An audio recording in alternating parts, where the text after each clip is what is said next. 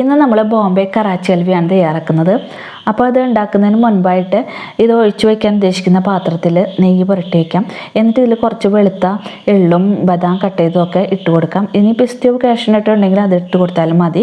ഇനി ഇത് മാറ്റി വയ്ക്കാം. ഇനി ഒരു ബൗളിൽ 1 കപ്പ് കോൺഫ്ലവർ പൊടി ഇട്ട് കൊടുക്കാം. ഇതിലേക്ക് 2 കപ്പ് വെള്ളം ഒഴിച്ച് നന്നായിട്ട് ഇതൊന്ന് മിക്സ് ചെയ്ത് കൊടുക്കണം. ഇനി ഒരു പാനിലേക്ക് 2 കപ്പ് പഞ്ചസാര ഇട്ടിട്ട് 2 കപ്പ് വെള്ളം കൂടി ഒഴിച്ച് കൊടുക്കാം.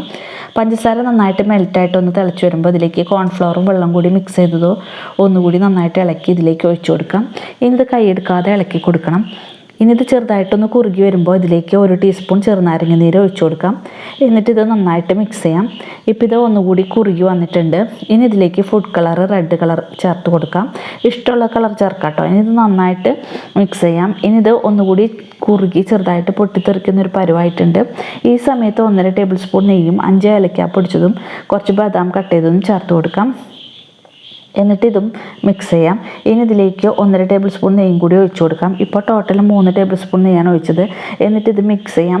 ഇപ്പോൾ ഇത് പാനിൽ നിന്നൊക്കെ വിട്ടു വരുന്ന ഒരു പരുവായിട്ടുണ്ട്. ഇനി ഗ്യാസ് ഓഫ് ആക്കാം. ഇനി ഇത് വേഗം തന്നെ നേരത്തെ എടുത്ത് വെച്ച പാത്രത്തിലേക്ക് ഒഴിച്ചു കൊടുക്കാം. ഇനി ഇതിന് മീതിയായിട്ട് വെള്ളമെല്ലാം ഇട്ട് കൊടുക്കാം. ഇനി ഇത് അരമണിക്കൂർ കഴിഞ്ഞപ്പോൾ ഇതിൻ്റെ സൈഡിൽ നിന്നൊക്കെ വിട്ടു വന്നിട്ടുണ്ട്. അപ്പോൾ ഇതൊരു പ്ലേറ്റിലേക്ക് കമഴ്ത്തി കൊടുക്കാം. എന്നിട്ട് ഇതൊന്ന് കട്ട് ചെയ്തെടുക്കാം. ഇപ്പോൾ അടിപൊളി കറാച്ചി ഹൽവ റെഡി ആയിട്ടുണ്ട്.